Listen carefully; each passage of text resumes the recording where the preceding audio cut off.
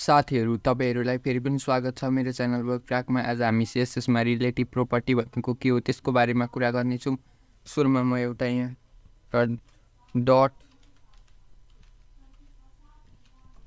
Dot container भन्ने div खोल्छु जसको भित्रमा s2 मा हेलो लेख्छु। अनि यहाँ म अर्को डिभ खोल्छु त्यसको नाम डट हैशबक्स। मैले यसलाई आईडी दिए अनि यहाँ म अर्को s2 लेखेर हेलो वर्ल्ड लेखेँ। मैले हाम्रो त्यही आउने हो।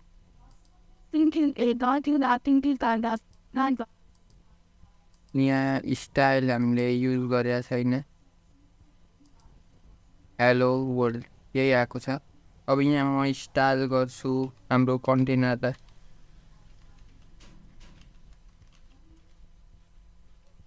जसमा म ब्याकग्राउन्ड कलरलाई दिन्छु ब्राउन दिन्छु। म ब्राउन दिएँ मैले। यहाँ विथ दिन्छु म यसको विथ दिन्छु 80% र हाइटलाई दिन्छु म 900 पिक्सल ओके 600।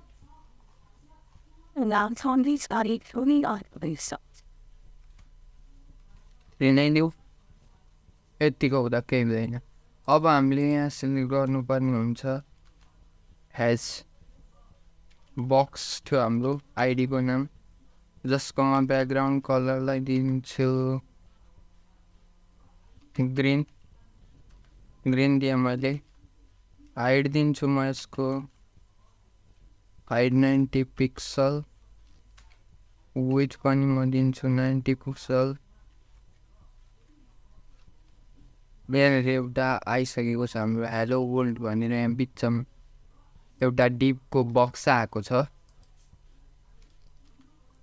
अब हामी यहाँदेखि कुरा गरौँ रिलेटिभ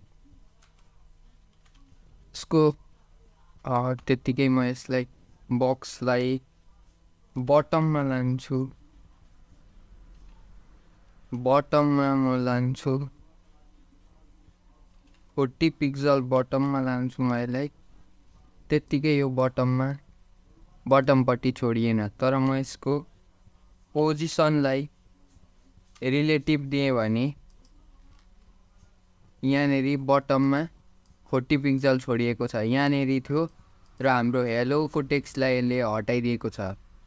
यहाँनिर यसले यहाँ म हेर्छु लुकाइदियो। यहाँ भित्र छ हाम्रो हेलोको टेक्स्ट र यहाँनिरबाट हेरौँ डिभ भयो हाम्रो। यो मेन डिभ भयो यसभित्र छ। अलि यसलाई सानो बनाऊँ। यो फर्स्ट हेलो वर्ल्ड यहाँ भित्र छ देखिएन। यो डिभको म कलरलाई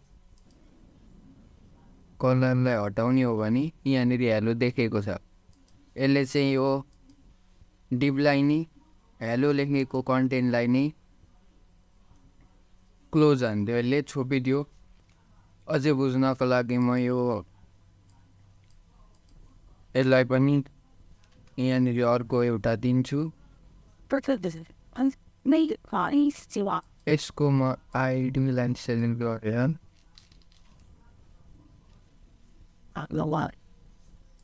यहाँनिर क्लास दिन्छु र यसलाई पनि म क्लास दिन्छु।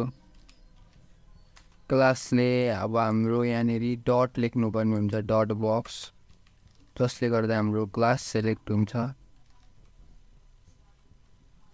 या यो कन्टेन्ट यहाँनिर किन आयो त यसको हामी कुरा गरौँ।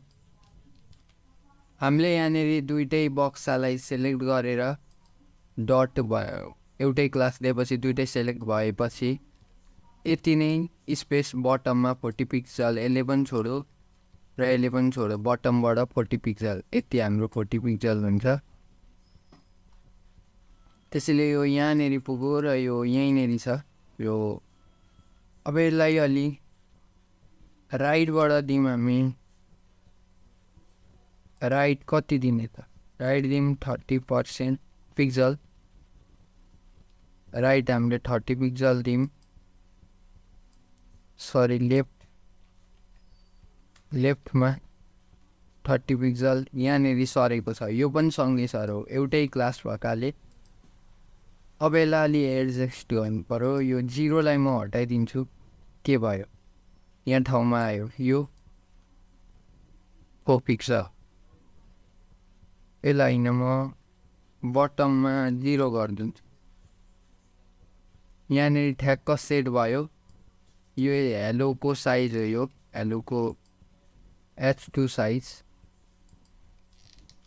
यहाँनिर हेर्ने हो भने यहाँ कन्सोलमा यो डिपभित्र हाम्रो H2ले यति यहाँनिर हेर्नुहोस्, यहाँनिर स्पेस यति नै खाएको छ H2ले। त्यसैले गर्दा त्यो ग्रिन बक्सहरू त्यहाँनिर गएको छ र योले पनि त्यति नै खाएको छ। अब यसलाई हटाउने हो भने ग्रिन तल आउँछ। यसलाई म हटाएँ, एकचोटिलाई मैले यतिलाई हटाएँ।